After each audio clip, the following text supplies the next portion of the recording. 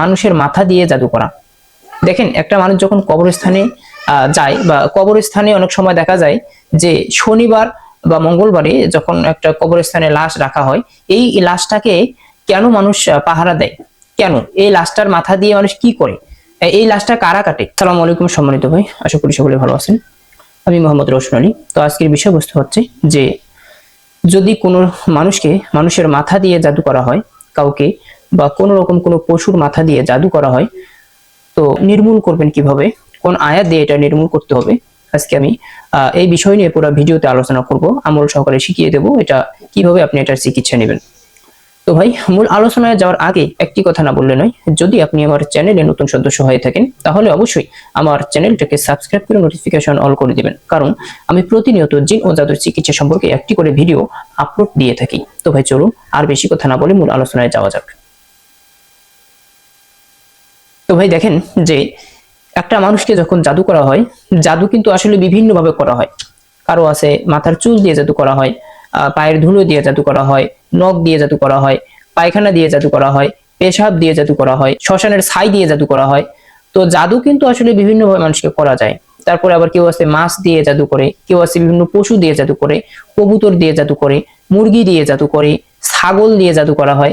আপনি শুনলে অবাক হবেন ভাই, মানুষ কাপড় কেটে জাদু করে। মানুষ তো আসলে জাদুকর যারা বিভিন্ন ভাবে জাদু করা যায়। জাদু তো জাদুই, কিন্তু মানুষ বিভিন্ন জন বিভিন্ন অপশন ব্যবহার করে একটা জাদু প্রয়োগ করে একটা ব্যক্তির উপরে। অন্যতম একটা জাদু যেটা হচ্ছে এই তথ্যগুলো আমরা কিন্তু আসলে অনেক কিছু যতটুকু জানি, যতটুকু জানতে পারছি যে কিছু কিছু কবিরাজ আছে এই লাশের মাথাগুলো তারা কেটে, যারা তান্ত্রিক তারাই কিন্তু এই কাজগুলো করে থাকে। তার মাথাটা কেটে নেয়, মাথাটা কেটে নিয়ে তারা নিয়ে যায় মাথাটাকে, মাথা থেকে সবগুলো চামড়া টামড়া যা আছে এগুলো সবকিছু নিয়ে আলাদা রাখে, পরে মাথাটা শুকায়। এইটা দিয়ে তারা জাদুর কাছে ব্যবহার করে, এটা দিয়ে জাদুর কাছে ব্যবহার করে। তো এটা মাথা দিয়ে জাদু করা। দেখেন, মাথা দিয়ে মাথায় জাদু করা। একটা মানুষকে যখন জাদু করতে হয়, অবশ্যই কোনো মানুষের উপরে জাদু প্রয়োগ করতে গেলে কিন্তু তার মানে ব্রেনটাকে যে আগে এফেক্ট করতে হবে, তার ব্রেনটা, তার যে মস্তিষ্কটা আছে ওইটার উপরে আগে জাদুর এফেক্টটা পড়তে হবে, তারপরে লোকটা অটোমেটিকলি কিন্তু দুর্বল হয়ে যাবে। তো এরকমই একটা অন্যতম জাদু যেটাকে বলা হয় মাথা দিয়ে জাদু করা। এটা কিন্তু সাধারণ কোনো জাদু না। আমি বলবো এটা যত জাদু আছে, জাদুর যত ভাগ আছে, সব থেকে ক্রিটিক্যাল জাদু হচ্ছে এটাই, সব থেকে কঠিন জাদু হচ্ছে এটাই আমি মনে করি। কারণ কি, একটা মানুষের মাথা দিয়ে জাদু করাটা কি সাধারণ জাদু আপনাদের মনে হয়? না, এটা সাধারণ কোনো জাদু না। আপনার লাইফে আপনি শুনেছেন কিনা জানি না, তবে আমি আপনাকে যেটা বলছি এটা বাস্তব। এই জন্য সাধারণত আপনার যে কবরস্থানে কেউ যদি মারা যায়, গলা থেকে মাথাটা নিয়ে আসে এটা কবিরাজরা যারা, তান্ত্রিকরা যারা, তারা রকম জাদু তান্ত্রিক যারা আছে তারা বিভিন্ন রকম জাদুতে তারা এটাকে কাজে লাগায়। তো সেক্ষেত্রে এটা তারা মানে সফলও হয়। তো সেক্ষেত্রে একটা মানুষের মাথা অনেক কাজে আসে। তো এরকম যদি কোনো ব্যক্তিকে জাদু করা হয়, ভয়ঙ্কর ভাবে যদি কোনো ব্যক্তিকে জাদু করা হয়, যে উদ্দেশ্য করে একজন ব্যক্তিকে জাদু করা হবে, উদ্দেশ্যটা তার সফল হয়ে যাবে। তো বিশেষ করে এই জাদুগুলো করা হয় এই কারণে, একটা মরণ কামড় যেটাকে বলা হয়, মরণ জাদু, মরণ বান যেটাকে বলা হয়, মানে ভয়ঙ্কর লেভেলের যে জাদুগুলো আছে এই জাদুগুলো কিন্তু আসলে মানুষের মাথা দিয়ে করা হয়। এটা বাদে অন্য পশু পাখির মাথা দিয়েও আসলে জাদু করা যায়, যেরকম হচ্ছে বিষাক্ত সাপ, পশু পাখি বলেন, এগুলো দিয়েও কিন্তু জাদু করা যায়। আপনি শুনলে অবাক হবেন, আরেকটা পশু আছে, এটার নাম হচ্ছে বানর। বানরের মাথা দিয়ে জাদু করা যায়, এটা আপনি জানেন না? বানরের মাথা দিয়ে জাদু করা যায়, এটা নিয়ে অবশ্য অনেক ব্যাখ্যা আছে, এটা নিয়ে অনেক ইতিহাস আছে, আমি বললে অবশ্য আপনারা বুঝতে পারবেন। তো যাই হোক, বানরের মাথা দিয়ে জাদু করা যায়, এটা একটা অবাক করা কাণ্ড, মানে অবাক। আপনি আপনার জীবনে শুনেন না যে আসলে বানরের মাথা দিয়েও জাদু করা যায়।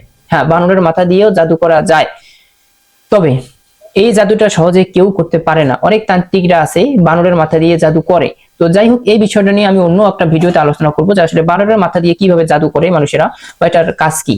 তো যাই হোক, আজকে যেহেতু বলছি আমি মাথা দিয়ে জাদু করা হয়, যে মানুষের মাথা দিয়ে বা পশু পাখির মাথা দিয়ে যদি কাউকে জাদু করা হয়, এটা নির্মূল করবেন কিভাবে। আপনি এটা নির্মূল করার জন্য আপনাকে প্রথমে যে কাজটা করতে হবে, আপনি যদি চিকিৎসক হন তাহলে আপনার ক্ষেত্রে আলাদা, আর যদি আপনি রোগী হন তাহলে আপনার নিয়মটা হবে আলাদা। দুজনের নিয়ম কোনো সময়ের জন্য এক হবে না। যে চিকিৎসক, ওনার নিয়ম সম্পূর্ণরূপে ভিন্ন, আর যে রোগী, যদি কোনো রোগী নিজে আমলটা করেন, আপনার জন্য আমি আমলটা বলবো। যে চিকিৎসক, আপনি প্রয়োজনে আমার সাথে যোগাযোগ করে আমার পার্সোনালি আপনি চিকিৎসাটা শিখে নেবেন। আর যে রোগী যদি আমার আমলটা করে থাকেন তাহলে অবশ্যই আমার রোগীদের জন্য ভিডিওটা, আপনি আমার কাছ থেকে আমার আমলটা শিখে আপনি এভাবে আমলটা করবেন। আপনি প্রথমে 2 রাকাত নফল নামাজ পড়বেন। প্রথমে 2 রাকাত নফল নামাজ পড়বেন, আগে হয়তো ফজর অথবা মাগরিব, এই 2 টাইমের মধ্যে যে কোনো একটা সময়কে আপনি বেছে নেবেন, হয়তো ফজর আর না হয়তো মাগরিব। এই দুই টাইমের যে কোনো একটা টাইম আপনি বেছে নেবেন, বেছে নিয়ে আপনি ওখানে বসবেন, ফজরের নামাজ বা মাগরিবের নামাজ পড়বেন, পড়ার পরে পানির একটা গ্লাস নিয়ে 1 গ্লাস বা হাফ গ্লাস পানি নেবেন, নেওয়ার পরে পানিটা একবারে মুখের কাছে নেবেন, গ্লাসটা মুখের কাছে নিয়ে আপনি সূরা মারিয়ামের আয়াত নম্বর 3 আয়াত নম্বর 4, সূরা মারিয়ামের আয়াত নম্বর 3 আয়াত নম্বর 4 এই দুইটা আয়াত আপনি পাঠ করবেন। সূরা মারিয়ামের আয়াত নম্বর 3 আয়াত নম্বর 4 এই দুইটা আয়াত আপনি পাঠ করবেন। এই দুইটা আয়াত আপনি পাঠ করে দুইটা আয়াত আপনি তেলাওয়াত করে আপনি ফু দিবেন, ঠিক 100 বার। একবার করে পাঠ করবেন, একবার করে তেলাওয়াত করবেন, একটা করে ফু দিবেন, দুইবার তেলাওয়াত করবেন, দুইটা ফু দিবেন, তিনবার তেলাওয়াত করবেন, তিনটা ফু দিবেন, চারবার তেলাওয়াত করবেন, চারটা ফু দিবেন।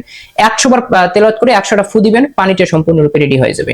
এরপরে পানিটা ব্যবহার করার নিয়ম হচ্ছে, এখন এই পানিটা দিয়ে কিন্তু আপনাকে জাদুটাকে নির্মূল করতে হবে। একটা জিনিস মনে রাখবেন, এটা হতে পারে সাধারণ পানি, কিন্তু আপনি যখন পানিটা পড়াবেন, এই পানিটা যখন পড়াবেন, আপনার উদ্দেশ্য কিন্তু আপনার এই পানিটা দিয়ে আপনার জাদুটাকে নির্মূল করবেন।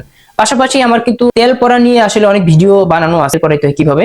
তো পাশাপাশি অবশ্য তেল যখন পড়াবেন, তেল পড়ানোর সময় এটা আপনি ব্যবহার নাও করলেও কোনো সমস্যা নেই, তেল পড়ার জন্য আলাদা নিয়ম আছে। তো তেল পড়া যে কোনো ভাবে আপনি ওই তেল পড়াটা দিয়ে আপনি কাজে লাগাইতে পারবেন। তো এখন আসুন, পানিটা যখন আপনার রেডি হয়ে যাবে, পানিটা খাবেন 3 বার, সকাল দুপুর রাত। পানিটা যখন আপনি খাবেন অবশ্যই খালি পেটে খেতে হবে, সকাল দুপুর রাত খালি পেটে পানিটা খেতে হবে। আর যতটুকু পানি খাবেন বোতলে মিশিয়ে রাখা যাবে, কোনো সমস্যা হবে না। আর আপনি যখন গোসল করবেন, গোসলের সময় আগে গোসলের পানিটা বালতিতে রেডি করে নেবেন, বালতিতে গোসলের পানিটা রেডি করে নিয়ে পরা পানিটা ওখানে পরিমাণে হাফ গ্লাস পানি দিয়ে পানিটা ভালো করে মিক্স করে নিয়ে ওই পানি দিয়ে গোসল করে নেবেন।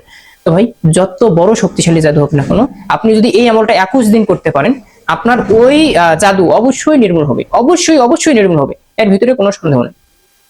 এই জাদু থেকে আপনার যত ক্ষতি হবে না কোনো, সব ক্ষতি নির্মূল হয়ে যাবে। যদি আপনার কোনো সাইড এফেক্ট না হয় ততদিনে, যদি আপনার পাশাপাশি কোনো সাইড এফেক্ট হয়, তাহলে সেক্ষেত্রে অবশ্যই কোনো ডাক্তারের কাছ থেকে চিকিৎসা নিতে হবে। আর যদি সাইড এফেক্ট না হয়, তাহলে অবশ্যই আপনার এই জাদু নির্মূল হবে ইনশাআল্লাহ। তবে আপনি পানিটা একদিনে পরে রাখবেন, প্রতিদিন পড়াইতে হবে না, একদিন পরে রাখবেন, আপনি 21 দিন আমলটা করবেন, জাদু যত শক্তিশালী হোক না কোনো অবশ্যই নির্মূল হবে ইনশাআল্লাহ। তো ভাই, আমার ভিডিওটা আজকের জন্য এতটুকুই ছিল। আমি আসলে কতটুকু শিখিয়ে দিতে পারছি বা আমি তথ্য দিতে বলে বুঝাইতে পারবো না, কারণ আপনারা অবশ্যই আমাকে কমেন্ট করলেন, আমি বুঝতে পারবো যে আসলে আমি আপনাদের কতটুকু উপকার করতে পারলাম। তো ভাই, আমি যেহেতু জিন ও জাদু কোরআনী চিকিৎসার কাজ করে থাকি, আপনাদের যদি এরকম কারো কোনো সমস্যা থাকে অবশ্যই আপনারা সরাসরি আমার চেম্বারে এসে যোগাযোগ করতে পারবেন। আমার চেম্বার হচ্ছে পূর্ব সদরপুর, আসলে সাভার, ঢাকা, এটা আসলের ভিতরে। আর যদি আপনাদের আসতে কোনো সমস্যা হয়, তাহলে অবশ্যই আমাকে ইনফর্ম করতে পারবেন। সেক্ষেত্রে আমি একটা ডেট দেবো, সেই ডেট অনুযায়ী গিয়ে আমি চিকিৎসা দিয়ে আসতে পারবো, যেহেতু আমি সারা বাংলাদেশে আমি চিকিৎসা দিয়ে আসি। তো ভাই, সকলে ভালো থাকবেন, সুস্থ থাকবেন। আসসালামু আলাইকুম।